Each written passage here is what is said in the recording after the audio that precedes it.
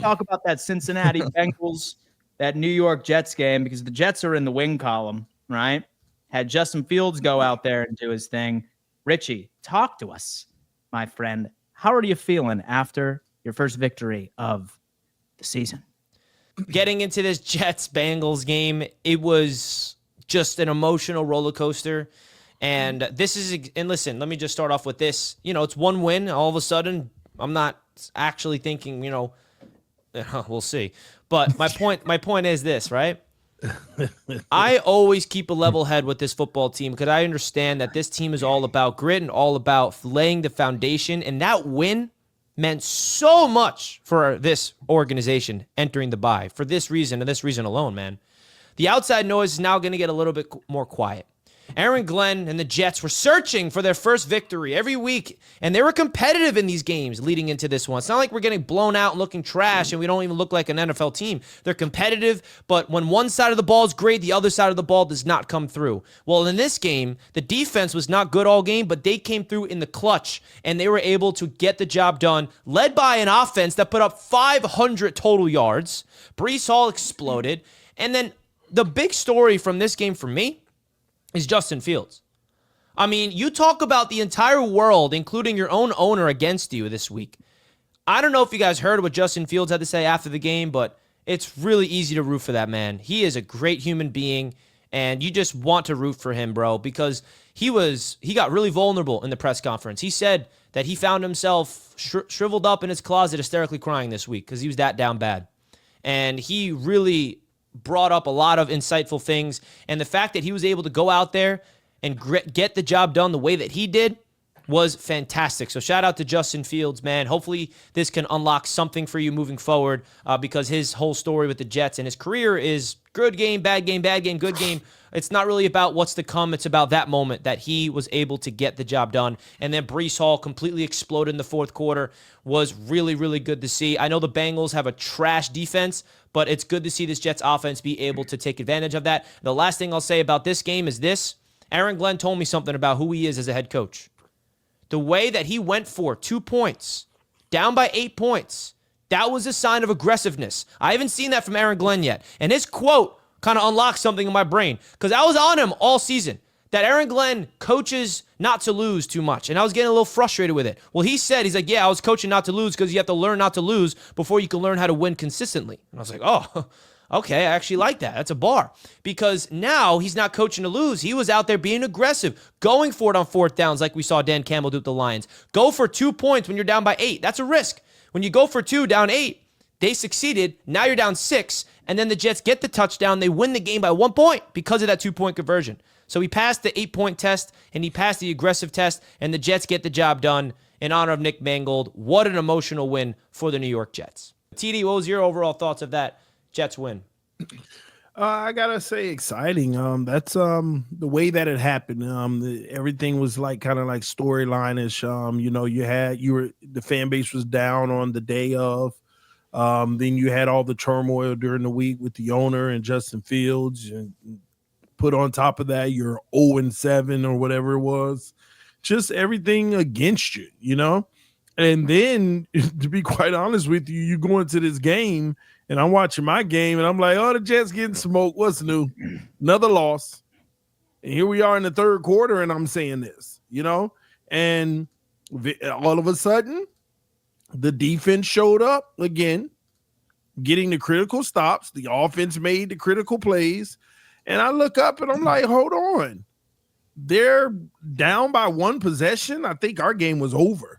And I was checking it out, and I was just like, wow, look at the passion, the fire, the grit, this is what football is about, regardless of what the record is and stuff. This whole week came down to this moment, and it was just storybook, and it was beautiful for Jets fans, I'm sure, and emotional with everything that was going on. So I just appreciate the game of football. When you look at the passing and everything, you just put things into perspective. We grow up watching these people, man, in 10, 15, 20 years from now, some of the players we're watching now, you never know what'll happen, what could happen with them. And it's all, this is the business we're in, whether you're a fan or someone who does what we do, we watch it and we it's like a family without, living in the same household together. We see each other every day. We talk ball. We have fun. We join these streams. We watch these streams.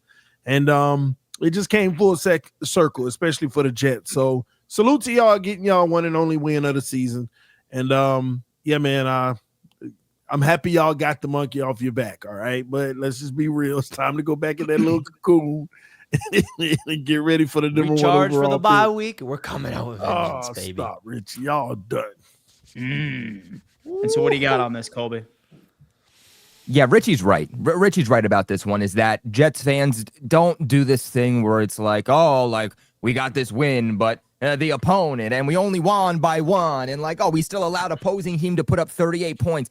Please understand what you guys are, okay? You're not going to get many wins on the season. You're not expected to be good. You understood that this was going to be a rebuilding year, and I think some fans just had higher expectations on what it realistically should be. Now, maybe nobody expected it to start off this bad, but you got to win, and you got to understand where your team is at here in 2025. And when you are able to get a win, especially in the fashion that you got it, I'm not saying bump your chest, become unrealistic, but be happy. Wake up with a smile on your face, go to bed with a smile on your face, and live within that happiness over the next week, because you don't know how many wins you're going to get. And I think my biggest question here for the Jets is, what does this do to the coaching staff? What does this do for the locker room? Because losing can become habitual, and it took 8 weeks for you guys to get your first win. And we saw just how bad these losses were getting for the New York Jets behind the scenes, in the locker room, with ownership, with the coaching staff. And so now that you have your first win under your belt, now that you got the monkey off your back, you're not going to go with a winless season.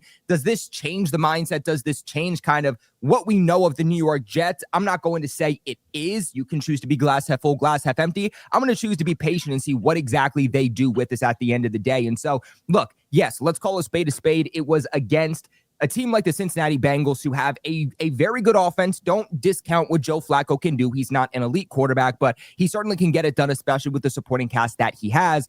Defensively, we know that Cincinnati has one of the worst defenses in the league, but you came in and you took advantage of bad football. You took advantage of a bad defense, and you were able to put up more points than a former Super Bowl caliber quarterback was able to do at the end of the day. Justin Fields took it personally. Some of the things that were said behind the scene, very good game from him. I mean, 21 of 32 for 244 yards. He didn't turn the football over, an overall rating of 99.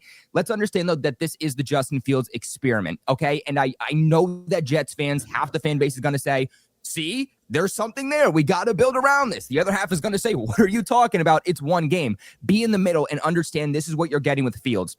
He's going to go out there. He's going to give you games where it looks like he's going to be a franchise quarterback, but then he's also going to have games like you saw so many times this season where he can fail to put up even 100 yards passing, and you're like, this guy's not even an NFL quarterback. And so don't get lost in the mix of the win. Still understand what you have, but you guys got to win. That is all that matters. The monkey is off your back. And Dan alluded to something where we're hearing about a lot of these players for the Jets be discussed at the trade deadline. Do you still ship them off or not? The worst thing that I think this Jets team can do is take one win, again, given who the opponent is, and say, well, now we have to be buyers at the deadline. Let's go on some type of winning streak. No, I still think that this team needs to build around what Aaron Glenn wants to do, or whatever the coaching staff is going to be moving forward, and build in players that fit that atmosphere, that fit the mindset, and fit the style of play that they want on the offensive, defensive, and special team side of the football. Even if you get rid of Breece Hall, that's okay. In fact, this game to me even screams more so that you guys should get rid of Breece Hall, because now his trade value is going up. And I don't think that his value is going to get any higher. And so over the next couple of weeks, if he plays this caliber of football, I don't think the mindset should be, do we keep him? I think the mindset should be, let's ship him off. And now we demand maybe a little bit extra. Maybe we can get that second round pick and return now. All right. Well, you know what? From one basement dweller to another, the Miami Dolphins find their way into the win column. Let's go, TD. 2 dude. Oh, I can't putting about this. Belt to ass on the Kirk Cousins-led Atlanta Falcons. TD, you got to be feeling some type of way. TD, I wasn't familiar with your game, bro. Go ahead, TD. I'm excited, bro. To hear no, y'all acting shocked. This is who we are, man. I was actually, I ain't gonna lie, they got me. They got me at first. For a few weeks, they got me. I started to think that it was over. But now I realize their game. Now I know what they're doing, okay? This team, Miami Dolphins, we came out yesterday. We didn't turn the football over. And I keep telling y'all every week, if we don't turn the football over, it's hard for us to lose. We didn't turn the football over. We minimized penalties. We barely got them. We ran the football. The offensive line played well in run blocking and pass blocking. The defense showed up. They were up and at Kurt the whole day. And we had ourselves a heck of a team game in a team win. So does anybody have any further comments on this Miami Dolphins Atlanta Falcons game? Hey, man, look, only things I'm going to say about this game is I know that it's the Atlanta Falcons, and I think we also have to be true about what Atlanta is. This team might be the most confusing team in the National Football League. You go out one week and you win against a team that you shouldn't. I mean, they played a very, very good game against the Buffalo Bills to hand them their second straight loss, of the season, but then they come out here and they lose to the Miami Dolphins, and the Miami Dolphins blew them out. And so I know they were out a lot of starters, and that's certainly part of it, but this is the same narrative that we've seen about Atlanta all season long, is that 1 week they're hot, 1 week they're cold, 1 week they're hot, 1 week they're cold, and you never really know what to expect from them. But at the end of the day, the Miami Dolphins didn't get a close win against an Atlanta Falcons team that has potential. They blew them out, and I think there is something to say about that. And I don't think this is like, all right, well, maybe we run it back with the exact same team and the exact same coaching staff next year. No, you won a game. You took care of business. You took advantage of bad football. That's all that matters at the end of the day. And honestly, my big ups to the my big ups to the Dolphins are probably what they did against Bijan Robinson. This is one of the best running backs in the National Football League. Ask Bills fans, and they limited Bijan Robinson. I mean, the Miami Dolphins have one of the worst run defenses in the league, yet Bijan Robinson went 9 carries, 25 yards, 2.8 yards per carry. He had a fumble, and his long run was of 7 yards. They shut down the run game completely, and they said, Kirk Cousins, to win this game, you have to beat us through the air after coming off the bench. They won this game exactly how they wanted to, so big ups to the Dolphins. Let's go right into this game because Dan's taking this all in. Right now. Dan, I'm sitting on my high. What high horse? Sitting on his high horse right now. What high horse? Kobe on the high horse. 5-2 high horse. You own a reverse pony your right record. now. You probably know how all I'm feeling right. right now. One of those plastic You own a horses. pony. Reverse your TD. overall. Look, TD. man, look, dude. I'm not worried. Look, First of all, TD, you're I'm not acting like worried the about the Patriots are up basement 3 ball. games. They're up a half a game. Man, Richie, are you not watching these games? No, I'm Patriots watching, might but not lose another game. yeah, other but than you're the Bucs. saying that like there's this pedestal stuff. Like you're making it seem like there's like a 4-game lead in the division. There's a half a game. There's levels to this, Richie. The Bills are inferior to the Patriots now. All I'm saying, if the Patriots on a high horse, then the Bills on the pony. That's still up there because me and you own little poodles. Well, no, I'm on the poodle. No, You we on a- no, you're right. Yeah, we there together. You on a cockroach. Yeah. Man, the Dolphins on the same level in the Jets, man. That's pathetic. Dan, take it we're away. not. and so I want to With put the your word LaCroix. out. And so I want to put the word out. Oh, boy. And this Buffalo Bills team is not only winning the division, but we're winning the whole damn thing. We are winning the whole damn thing. Beat the Panthers. A backup. We're winning. Okay. Oh, go ahead, We're Dan. winning the whole damn thing. Oh, Okay? Y'all call me delusional. We're winning the whole damn thing. Y'all call me delusional every week. Y'all can't. Oh, So can I speak? Man. So am I allowed to speak? You know what? You right. And so am I allowed to speak You right. You right. and Go tell ahead. you guys exactly why the notice has been put out and just start preparing yourself? Like, prepare that frown, TD, because the cruel reality of the Buffalo Bills is going to hit you like it does each and every single year. Why am I so excited about this Buffalo Bills team? Number one, as I teased last week, that the defensive issues for the Buffalo Bills were not much of a concern because I knew that they would be able to turn it around. This Buffalo Bills team quite regularly had a difficult time stopping the run, right? Guess what? 3rd in the NFL EPA against the run throughout week 8 so far. We'll see how the Kansas City Chiefs and Commanders do. But that is the significant improvement that I needed from this team. And it's funny because we started mixing around some personnel, which I really think makes sense. Had Shaq Thompson out there, who is the much better run defender. You had Dorian Williams, who is the much better run defender. Maxwell Harrison is as good as advertised with his limited snaps already. He's a willing tackler. His speed is absolutely insane. And you're going to see that once he lines up against Xavier Worthy this upcoming week. Have a new answer at safety within Jordan Hancock. Michael Hoyt, Larry Ogunjobi, the 2 players that you guys were unfamiliar with coming off of suspension, making an immediate impact. Like, we could talk about Andy Dalton. Great, great, great. But all week, all we heard was that this is a very good rushing offense, a very good offensive line, and there's no way that Buffalo is going to be able to limit Rico Dowdle and Chuba Hubbard. We did. Making our tackles, most importantly. The biggest issue with this Buffalo Bills defense was being unable to tackle. We finally saw some semblance of relevancy. We also saw that Sean McDermott has completely stripped away the defensive play calling from Bobby Babich. And you have seen the difference that has made from the second half of the Atlanta Falcons game going into this one.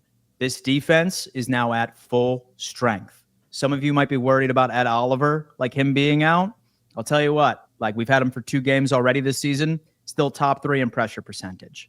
Like, this defensive line is completely moving at this point. As far as the offense is concerned, I mean, dude, like, we have a generational run here from James Cook, a guy, right, that was going up against the 4th best run defense in the NFL.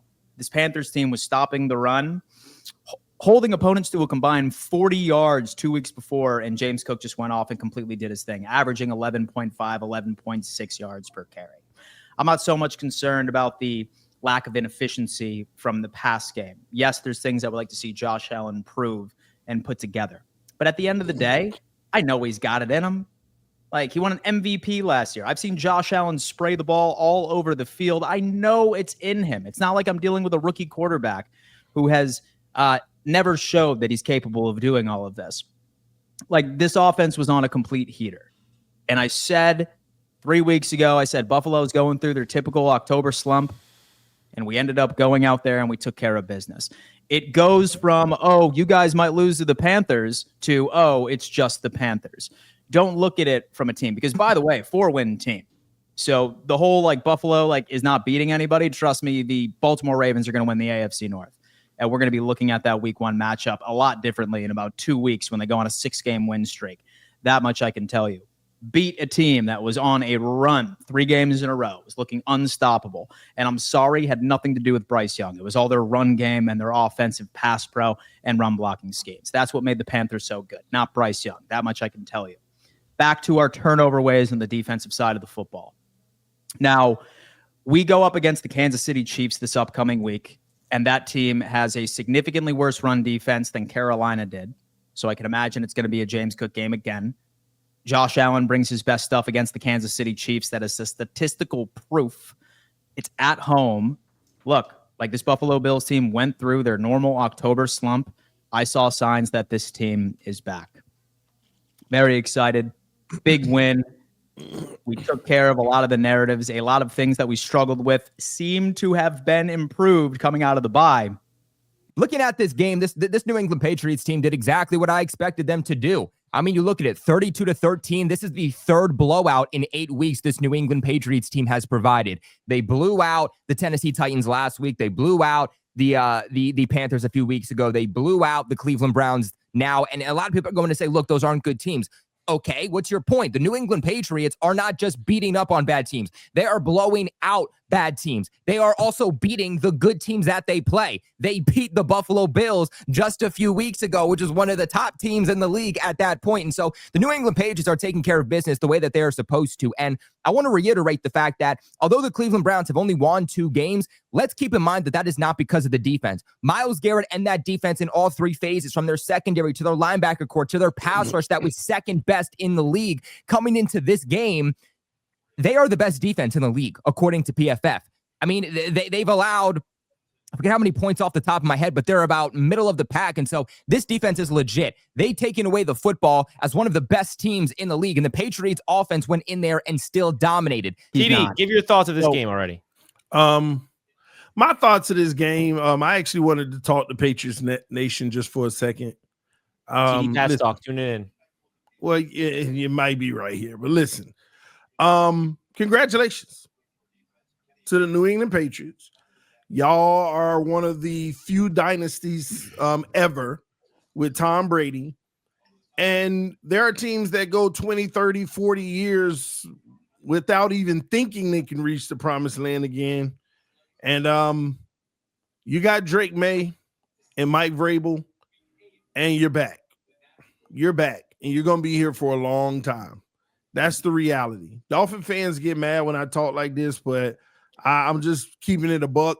I saw this last year. I just wanted to hate on Drake May a little bit because I knew what was coming, but I didn't know it was coming like this until y'all hire Mike Vrabel. I said, oh boy, they have a quarterback who wasn't lights out his rookie year, but he played well enough, but he showed that extra element, that superpower, that improvisational ability, the ability to extend plays. That's one of the most valuable things in the NFL now. And when he showed that, and I also saw he had an arm, just didn't have anything around him, I knew he was going to be good. But when you add Vrabel, knowing that this kid is going to have a good defense and a disciplined team, he's going to be allowed to grow the right way for quarterbacks. He had zero expectations last year. Nobody cared if he did good or bad. It was like, go out there, turn it over, have fun. Like quarterbacks, a lot of them come in this league, they're not developed properly. Drake May, I can already see the path being perfect for him as like no pressure development so that he can actually develop. And then when he arrives, all the pressure is going to be on, but he's going to be ready for it if he maintains this skill set that he has. The kid is special. And he still ain't got like a track team around him. He got some, let's be honest. He has solid weapons. This isn't your world-beating wide receiving core. He makes them look better than they are. Like when you talk about guys like Mac Hollins putting up the numbers he putting up, that don't happen unless you got a quarterback that's extending plays or, identifying the height difference and things like that. This kid, he has it, man. And I hate it for the simple fact that I'm a Dolphins fan, but I recognize potential greatness when I see it. He's set up for it. That organization is doing some things right over there. The kid is actually set up to actually develop as a NFL quarterback, but he does already have the intangibles to be one of the better quarterbacks in the league. So Patriots fans, congratulations. This win was proof of it. I know people are going to say you really didn't play nobody. Let's wait till they really get into the heat of like playoffs or a big opponent or whatever. But listen, you can only beat the teams that are on your schedule, like everybody say. Yeah, I mean, there's nothing really more to add to this. The Patriots did what I expected them to do. The Browns are a really bad football team, and the Patriots are red hot. They're proving that they can take advantage of the bad teams and body them. And I think that's what a good testament of a good football team is about, is beating up on them. And the Patriots, every single game, always start losing in the first quarter. But that never wavers their confidence. That never wavers their ability to stay even keel. And I think that's a good testament of Mike Vrabel, is the type of coach he is, that they usually get punched early. They take a quick early deficit, and then they bounce back. So I think, the Patriots beating the Browns, is what I expected. Them dominating is definitely showing you their trajectory is only up. Now the big test is this Sunday against the Bucs. But, hey, bro, they are playing red-hot football. And they are playing like one of the best teams in this entire conference. And you got to give them credit where it's deserved. They're playing efficient. They're playing smart. Even when they're turning the ball over, they're still able to win. And, yeah, I mean, it's just the reality of it, man. The New England Patriots, it goes to show you when you have a young quarterback that has the promise and you combine that with a head coach that knows what he's doing. I think Josh McDaniels deserves a lot of credit, the way he's utilizing him as a quarterback. And, yeah. Big win for the Patriots. They got to do that at home against a team like the Browns, and they were able to do just that. If you want to walk away a winner, like I'm sure a lot of us believe the Kansas City Chiefs will be by the end of the evening, go on ahead and check out Sleeper. Sleeper Picks is the #1 player prop platform on the market today, and they're giving you $20 just for signing up. Link in bio. It's the best promo in the game right now, and matching 100% of your first deposit all the way up to $100. Last time I checked, I think Patrick Mahomes is sitting at about 210 passing yards on Sleeper Picks by itself. That is the easiest over I have seen in my entire life. I think that he is about to be throwing it all over the field. I think the point differential is going to be crazy. So don't sleep on your opportunity to win. Go on ahead and sign up for Sleeper Picks. Terms and conditions apply, and obviously always play responsibly.